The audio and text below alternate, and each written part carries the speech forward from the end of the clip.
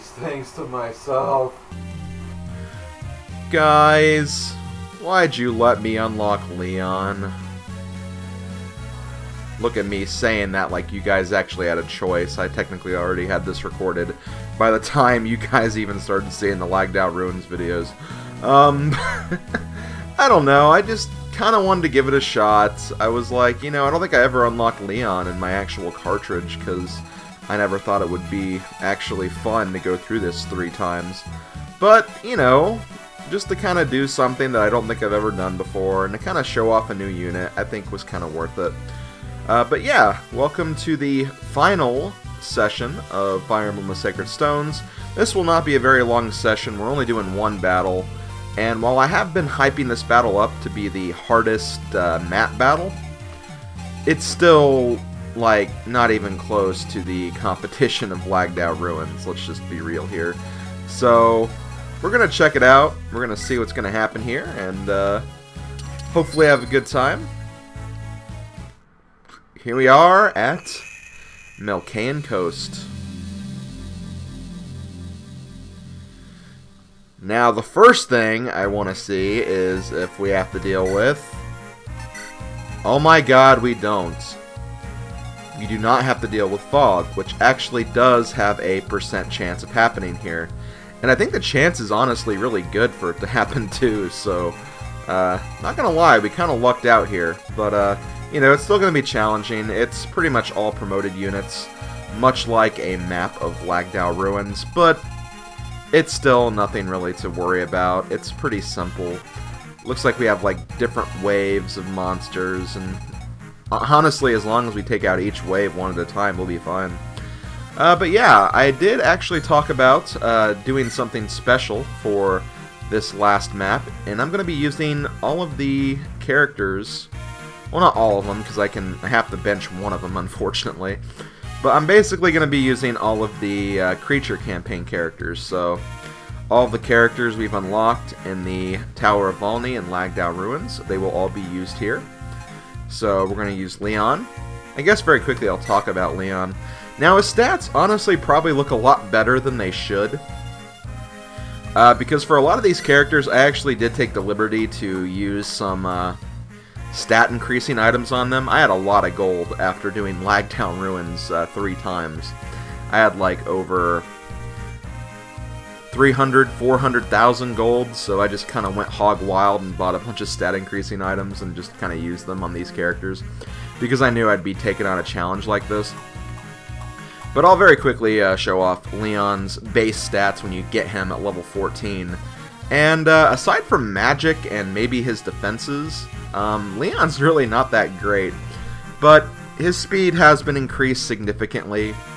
He has still a pretty high magic stat, and his defenses are still pretty good too. His worst stat is honestly luck, but even then he has a lot of HP. Pretty much all of these units have around the 60 HP threshold. There's only like a few that don't, and the rest of them do, so this is going to be pretty easy. But as far as who I'm benching, let's see. I'm going to use Lyon, Glenn, Volter, Hayden, Fado. Definitely going to use these 5 for sure, since they were all unlockable in the Lagged Out Ruins, and because of that I didn't actually get to show them off. As for the other characters... you know what, I'm going to make it a little harder on myself and not use Riev, because he does have the Slayer skill. And I have 2 healers as it is, so I don't think I'll need to have too many extra magic units. I think Selena and Lyon will do just fine. And then I'll let everyone else come along. I think that sounds like a good idea. Also, because I do not need this anymore, I'll go ahead and put away the torch staff, because we do not have to worry about any Fog of War shenanigans. Also, these are his other stats. He just has S in Dark Magic and A in Normal Staff, so he's pretty typical magic unit, I'd say. As for everyone else, I don't think I really need to show off too much. These are their weapons, not you, Soleil. These are their stats as of right now. So yeah. That's basically it, and they don't have any like supports or anything, so we don't have to worry about that either. And oh, I guess I'll show off the weapons too that they have. I kind of gave them like all the greatest weapons that I had in my inventory just to kind of use them, because this is essentially the final battle after all. And last but not least, let me go ahead and organize my troops here. I'll put my distance units in the back, my frontline units in the front. I'm going to put you here. Got Orson and my mounted units kind of to back them up a little bit since they can cover more distance. And last but not least, you guys probably want to see these animations, so I'll show off the Lyon Necromancer animation. So yeah, Lyon is a very specific class. He doesn't. There's like no other unit in the game that shares his class. So I can't really talk about the class too much because Lyon's kind of in a world of his own, I guess you could say. But yeah, let's go ahead and get started. This is the Melkaen coast. So let's go ahead and think about what we're going to do here. Let's go ahead, and I think both of my flyers have the Philly shield, so they'll be covered by arrow blasts, thank God. But yeah, I'll put Volter. I'll put this very unlikely combination of units together. I have Volter and Glenn. But you never thought that would happen. They even have their own friendship javelin, I guess we'll call for this instance. Maybe not even friendship javelin. I guess they're not really friends. Maybe a rival javelin, hostile javelin. I have no idea, guys. Whatever you want to call it. I'll go ahead and give Fado mastery and lances. Let's see. I'll go ahead and put Kalaic up here as well. Give him Brave Axe. Yeah, I'm basically putting all my other units kind of ready for action here. And of course we have my other units who will be here to back them all up. We have King Hayden of Freelia here. Good old Selena Florispar.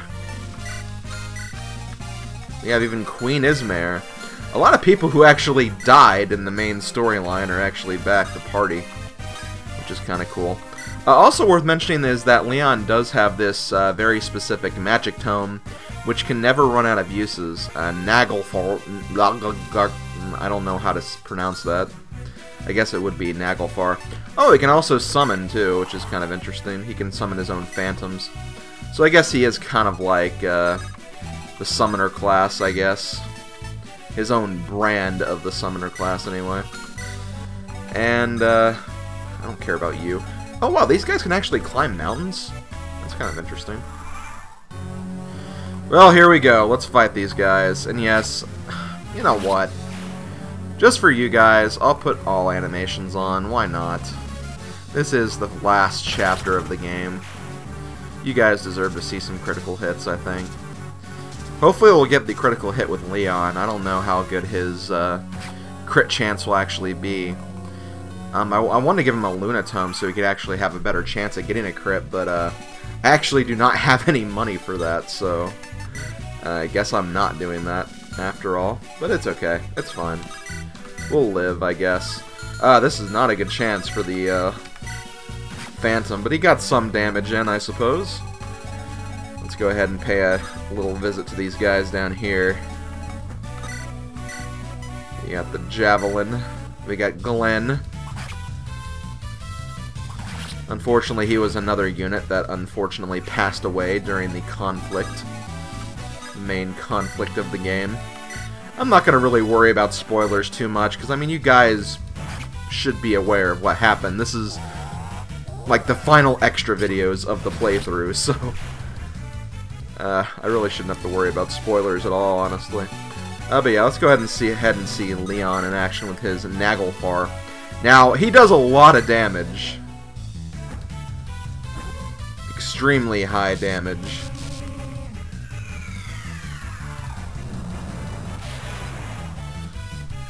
But because his tome is extremely heavy and his speed isn't the greatest, he's probably not going to get a double attack anytime soon.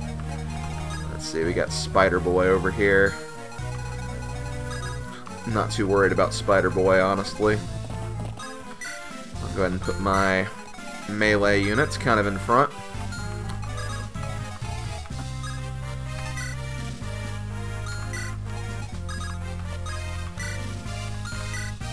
But yeah, all the classics are here, I guess you could say.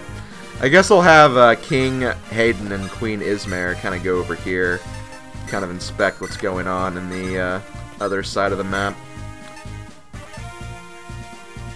Yeah, I'll give you a wind sword. And then yeah, I guess you'll go... Actually, Lyon's going to be going up that way, so I'll go ahead and send Selena this way too. Let's see what's going to happen next. Ooh, looks like this skeleton's going to go for Kalek the Tiger Eye. I'll try to use all the nicknames that all the units have gotten throughout the playthrough. Not my own personal nicknames, just the nicknames that they were given themselves. Glenn the Sunstone.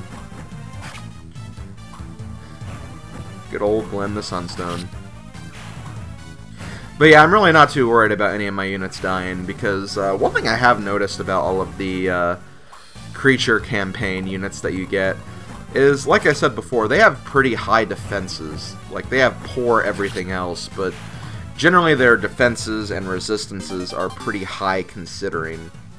Like, normally they'd be probably a lot lower for your units. Like, one would have, like, a lot of defense, but the other one would have a lot of resistance. You know, that kind of thing. But, for the most part, these units have at least decent defenses on their side, if not really, really good. Again, it's really only because, you know, they're boss units, first and foremost, so they kind of want to make sure there's some kind of challenge when you're actually fighting them in the main part of the game. Oh, but yeah, these guys can't even really hit me. Even if they do hit me, it's like they're not going to be doing any damage. So yeah, this is definitely a bit unfair, I'd say, compared to the somewhat struggles we had to deal with in Lagdown Ruins. But as far as all the maps are concerned, like all of the random monster skirmish maps, this is probably the hardest, like, regular map skirmish. Hell, it's probably even harder than Tower of Volney, because again, Tower of Volney had pretty much like 95% unpromoted units and then 5% promoted units, so there was really not much of a threat there. Okay, let's see if Lyon can crit again, or try to crit the first time. No, I think that's just a normal attack. I'm trying to remember what exactly he does for the critical hit. I don't really remember. Either way, you can find critical hit compilations on YouTube. Maybe I'll try to find one that actually has Lyon and link it in the video just to kind of show you guys what it is. Because that would be kind of a cool thing to see as a final resort. Let's see. Yeah, we'll go ahead and use... Yeah, we'll use Valter right here. Good old Moonstone. Watch him get a crit. Ah, there it is. Nice. Moonstone! You'll love a good Moonstone. Actually, you don't. Valter's kind of a jerk, honestly. Okay, actually, you know what I'm going to do? How's Glenn's resistance? It's, again, on par with his defense, so I guess I'm not too surprised. These guys just have Crimson Eye, I think. I'm going to actually send Glenn on a little mission to get rid of these guys up here. He should be fine.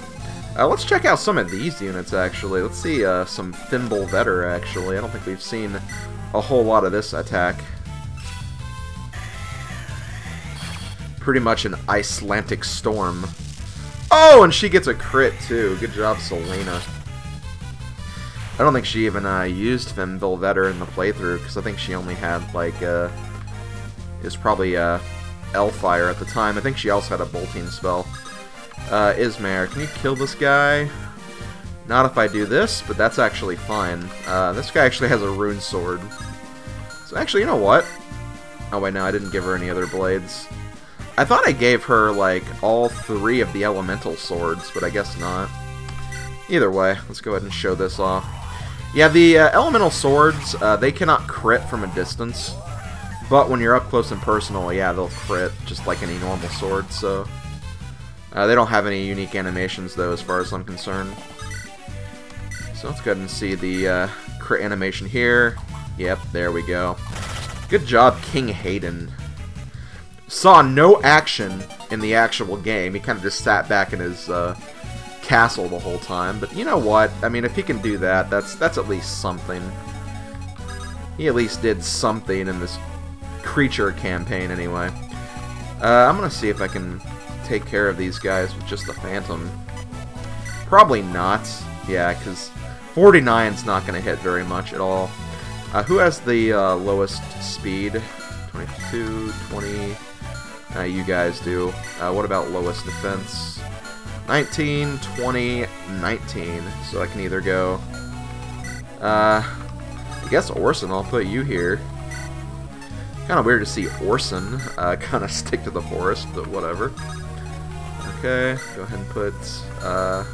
actually, let's see King Fado. He was like the first one to die in this entire thing, at least in terms of what we saw. So you know what, I think he could use some action. Didn't think he'd get a crit there, but... still, the chance was there. 14% chance is definitely nothing to scoff at. And let's go ahead, put Tiger Eye up here as well. We'll give him the Killer Axe. I gave him both killer weapons, because why not?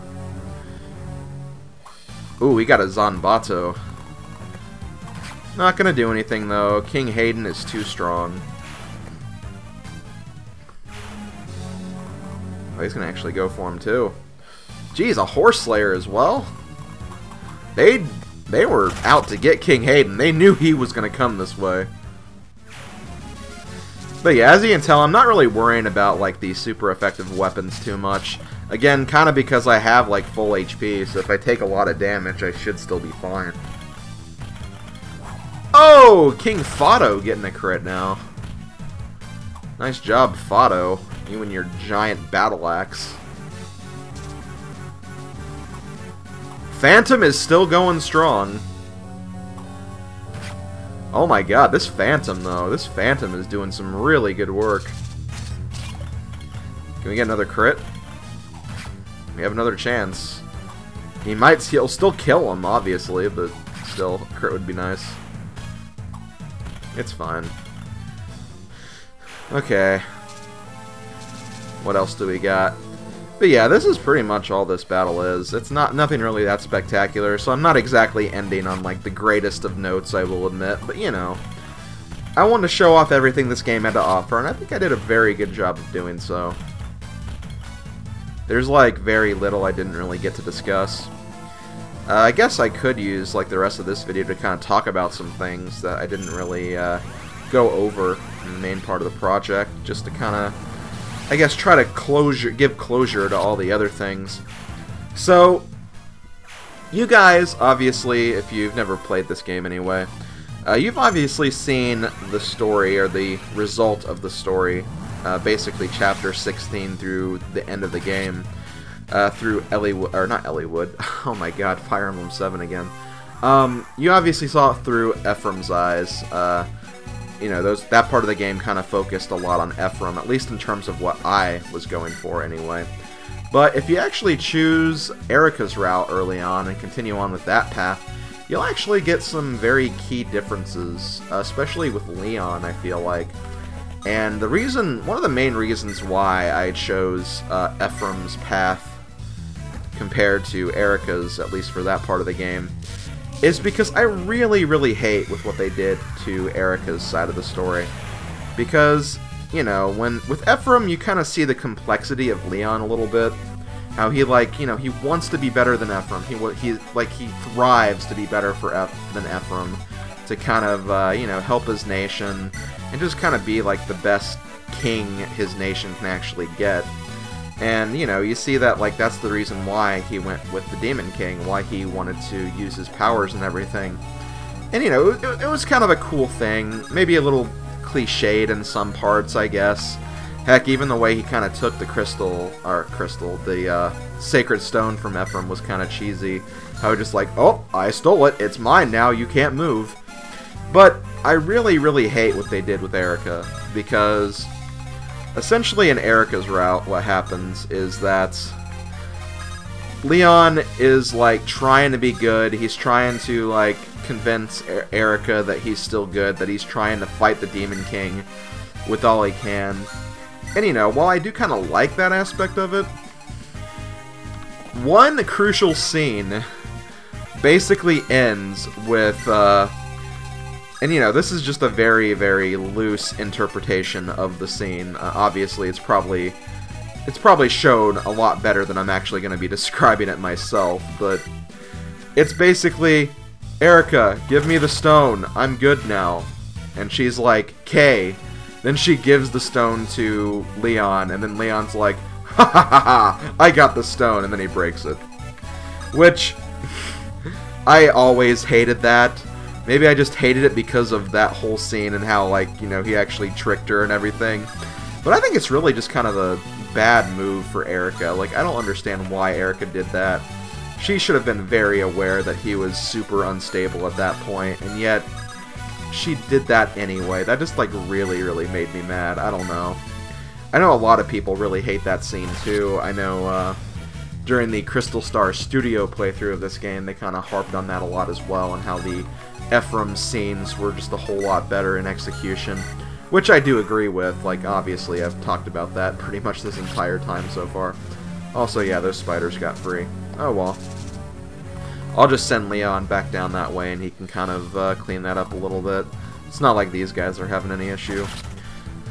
So yeah, that's just like kind of something I've always hated about Eirika, that she gave in so easily and was just kind of fooled so easily. And especially because during this playthrough, actually, I was starting to like come around to Eirika's character, especially after playing the early chapters, because she actually resonated with me a lot better in those early chapters than she did in the latter half of the game. And, you know, just kind of like being reminded of that just kind of frustrates me a little bit, because, you know, she was actually turning out to be a very interesting character, but then she just has this one slip-up that just, I don't know, just seems really uncharacteristic, and it's just not fun to watch as a fan of, or not really so much a fan of her kind of character, but, you know, someone who was kind of growing to like her a little bit, so I don't know, that's just me. Maybe some people feel differently, and I can understand why, but that's just something that's always really bothered me about the Eirika side of this story. So yeah, that's one of the things I wanted to bring up, because I didn't really talk about that in the playthrough at all, but I wanted to at least highlight it and kind of mention it just to, you know, show you guys that I didn't forget everything, and even though I couldn't necessarily show you the differences between the battles in those two routes, I at least could talk about that and go over that to some extent. So yeah, that's the first thing. Obviously I played this game on hard mode, or normal mode, not hard mode. I didn't play the game on hard mode. But as far as the differences between this mode and that mode are concerned, really just more units to deal with. Units have better stats. In fact, I don't know if this is a thing they actually did. I know it was a thing in Fire Emblem 7. But I believe units that you can actually recruit who start out as an enemy, so enemies like, or units like Marissa, units like Joshua, I think they're actually programmed to have better stats in hard mode because they start out as enemy units, so that's one thing you could try to keep in mind and take a look at, but I think that was more prominent in Fire Emblem 7. Probably also just because there are more units in Fire Emblem 7 that you recruit in that fashion. Again, I think Joshua and Marissa are the only ones. Because I can't... Oh, to Cormag. I almost forgot about Cormag. But yeah, Cormag's already a beast, so making him better is just basically like breaking the game almost. But yeah, aside from that, again, really just more units. They have better stats. There's also the matter of that you gain experience a lot slower, so... You know, there's also that thing you have to look out for, which can be kind of annoying because it's like, especially when you're grinding in like Tower of Volney or on the map or whatever, just kind of not having your units go up in level quick enough is kind of annoying for me, so I don't really like that aspect, but, you know, it is what it is. It is what it is. As far as other things, I don't really think I have a whole lot to discuss in regards to hard mode. I think I kind of covered all of the basics, quote-unquote.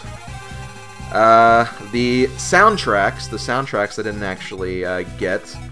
I actually figured out that I did unlock some of them during the post-game, because some of them were creature campaign tracks. A few others were Link Arena tracks as well, which was basically where you can have multiplayer matches, or even battle your teams on different files. some of the tracks are gotten in that fashion as well. So, you know, there are ways to get those tracks, simple ways. I didn't, like, miss anything major. There might have been, like, one or two that were from, like, Eirika's route. I'll post a list of the tracks I didn't get. Shut up, phone. I'll post a list of the tracks I didn't get and how you'll get them. And again, if they say, like, Link Arena, you just get them through messing around in Link Arena, really. That's really all I have to say. But yeah, that's, I think that does it as far as all the extras are concerned. I do really recommend this game. This game is a really great entry into the Fire Emblem series, in my own honest opinion. A lot of people kind of give this game crap because it's, like, so easy and everything. But you know what? Like, honestly, screw them. I think this is a really great game. It's a lot of fun to play. Obviously, I've played through over 70 videos, probably almost 80 videos of content. I've been doing this project pretty much since November of last year, the very last day of November, so this has been, like, I think probably my longest project, at least in terms of, like, time. Because, again, this was about 6 months of, 6 months of non-stop uploading for this one game, which, again, in terms of time, Radiant Dawn and Path of Radiance did go faster, but I was also uploading, like, multiple parts in, like, one day. As far as this project is concerned, I was only doing, like, one part per day, or one part every few days, so obviously I went a lot slower. I think for the future, if I do another Fire Emblem game, I'm probably going to try to speed up the uploads a little bit, not have them, like, all on the same day, but, you know, maybe have some weekend uploads for the project and stuff of that nature, instead of just trying to do, like, everything, everything, like, in the normal project format that I usually use. Because that definitely slowed it down quite a bit. Is that a crit? I don't think that was a crit. It looked like it was a crit at first, but I don't think it was. No, it wasn't. Okay. Kind of running low on time to get that Lyon crit, unfortunately, but, you know, it is what it is, honestly. If I don't get it, I don't get it. That's just the way the cookie crumbles, I guess. Because, again, I can't really control whether or not a random number generator decides to work for me. That's honestly out of my jurisdiction, as much as I hate saying that. Let's get a crit, Orson. I know I hate you tremendously for all the pain and suffering you caused our lovely children from Renai, but, you know what? Still, get a crit anyway. Okay, come on, Leon. Show us your stuff. Nope, that's still a normal attack. There's still another spider. We still have 2 more 14% chances to get through. Again, this is why I really wish I would have had a Luna spell left over, but I didn't. I honestly didn't. Which is a shame, because I probably could have used that to better my chances. But, again, it is what it is. You know what, I might actually make all of this one video, because we should probably be getting close to finishing this up. And, you know, I think this is a good video to kind of reflect on everything. Overall, like I said, I think this project went very well. I really enjoyed going through this game again, and I do think this is probably one of my better RPG/strategy game projects, honestly. But yeah, the only complaint I had was that it took, like, a lot of time, at least in terms of, like, actual time, like, months. It took many, many months to get through this game. But again, that's something I can work on and fix for a future project, so... Ooh, Sword Slayer. Ooh, she took some heavy damage, but, I think she's still gonna survive. Well, obviously she did, but, just in case there's, like, another Sword Slayer up there. Which I don't think there is. But again, having a lot of HP really, really helped. So I'm glad I used those stat items. If she had less HP, she probably wouldn't have made that. She probably wouldn't have survived that. Here's the final Gorgon of the playthrough. I'll be taking care of him very, very soon. Oh! Bone Walker getting a crit. There's something else we can say. We actually got a Bone Walker crit. Didn't get a Magdalene crit, but that's fine. Okay, what do you have, actually? Oh, yeah. Oh, Killer Axe Longbow. We could potentially see a crit right there. I'll make sure I'm not gonna get killed before that happens, though. How are we... Oh, the Phantom. Right, I was like, how do we have low HP? Okay, Lyon, are you gonna get the crit? Please, please? No. Like I said, I'll try to link to a critical compilation video. That should be manageable, I think. Okay, cleaning up the last units that we have here. Cleaning up. Oh, he got an S in lances. I was kind of hoping to get him an S in swords, honestly. It's okay, though. It's fine. You have the... Dang it. Maybe he doesn't move, because, yeah, he definitely could have attacked. Well, one thing I am going to do is I am going to give, what's her name? Oh, Steel Blade. I was like, wait, why is the Silver Blade not actually killing this guy? Because it's a Steel Blade, not a Silver Blade. Oh, and he gets the crit. Only a 10% chance. A worse chance than Lyon, might I remind you. Of Lyon not coming through for us down there. It's no surprise he didn't, though. Again, he's kind of weak considering... Or not really weak, but again, he couldn't double attack. He's using a very strong spell. He doesn't have like an extra boosted crit chance. You know, it was kind of stacked against him in all honesty. Let's go ahead and see another kill by King Hayden. Demon Surge is not going to hit me. Sorry, bro. Sorry, bro. Gorgon, bro. Get dunked on. Okay, let's go ahead. Let's use Recover. Jeez, that's a huge ball of light. A very huge ball of light, actually. Okay, well, we're about done. I can't believe we got the Bone Walker to crit, actually. That's kind of funny. I'm going to send you down here, because I think we can finish off these guys. He has a killer bow, but that's fine. He's not going to have it for very much longer.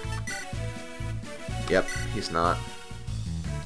Fado, you should get a crit with that silver sword. That'd be awesome.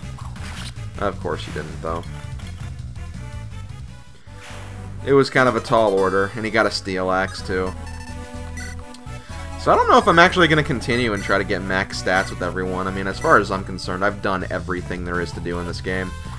Orson is leaving this guy alive for another turn. He has a killer bow. He might actually get another critical with it, which is kind of funny. I would honestly like to see that. That would be quite hilarious.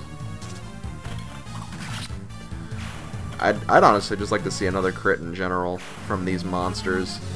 Oh, there's also a... I didn't even see the spider up there. Oh my god! He did get... That frickin' Bone Walker got another crit. Or the white. Whatever.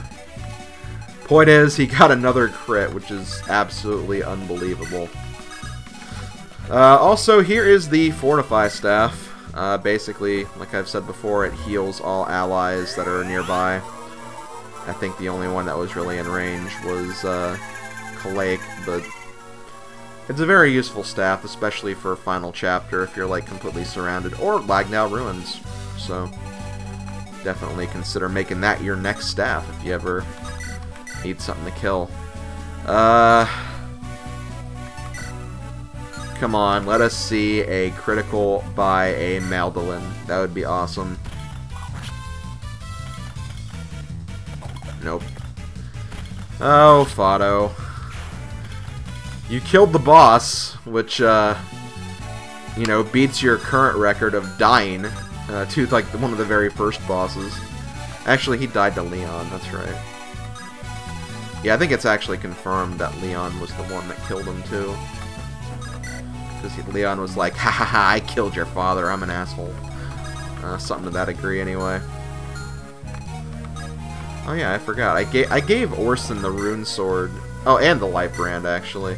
I gave him these items because technically he does use the rune sword in the chapter where you fight him. So I thought that was kind of appropriate. Okay, let's take out this final enemy The final enemy of the project is a spider. It is a frickin' spider. Oh, you have a javelin. Glenn. He gets a javelin crit. It's over. Oh my god, Glenn, you were awesome. Glenn, probably the MVP of this map. But I'll probably make Lyon the thumbnail picture just because we did unlock Lyon. That was the big thing we did in this video, I feel like. But there we go. That's it. That is Fire Emblem Sacred Stones. I want to thank everybody for watching this project. Honestly, it was a lot of fun. I had a really good time with this. Okay, I'm going to have to go into a battle and quickly retreat to actually get back to the main menu. But yeah, like I said, I had a lot of fun with this project. This was a lot of fun to do again. I really love this game. It's a great game. I love it to death. It's a perfect game for those looking to get into the Fire Emblem series. I want to say you can get this game on the eShop, actually. I want to say that you can. So definitely look into that. So, yeah, that's pretty much it. Fire Emblem the Sacred Stones. Let's look at the sound room. 95% chance, and we're missing only 3 songs, it looks like. And I want to say all 3 of these songs are the Link Arena, or at least 60, 61 anyway. I'm not sure about 64, but regardless, I'll feature how to get those songs in the video. I'll also try to link to a critical compilation video, because you guys love the battle animations so much. I'll also try to find a way to incorporate that a lot more in the future projects, since there was definitely a group of people who were like, you know, we really like the battle animations, and I can understand why. I don't think they're anything too spectacular. Once you kind of see them a few times, the novelty kind of wears off. But, you know, I can't assume that's going to be everyone's cup of tea, so maybe for the future Fire Emblem playthroughs, I'll try to incorporate those more. But as for my next Fire Emblem project, I'll do is probably going to be the Alib series of games, which would be Fire Emblem 7 and Fire Emblem 6. I will be doing them in that order because Fire Emblem 7 is a prequel to Fire Emblem 6, and it's also a much better game than Fire Emblem 6, so I'll show off that game next, probably. It'll be probably a few years, probably 2 years, maybe even 3. I don't know, I'd kind of like to come back to Fire Emblem a lot earlier than I did, because I did what? I did Radiant Dawn back in 2011. It was like 5 years until this project, more like 4.5, but it was a long time before I actually got around to this for my last Fire Emblem playthrough. I'll try to make sure it's not as long for the next wait. So, maybe about 2 years, 2.5 maybe. I'll be back with Fire Emblem 7. I'll showcase that game off, and then after that I'll cover Fire Emblem 6, the game I am not a big fan of at all, because seriously, the mechanics of that game suck. But I'll get into that more when we actually get to those games. Thank you for watching Sacred Stones, everybody. It's been a blast. It's been a long, long adventure, but we are finally done, and boy, does it feel good. Thanks for watching. Later, folks.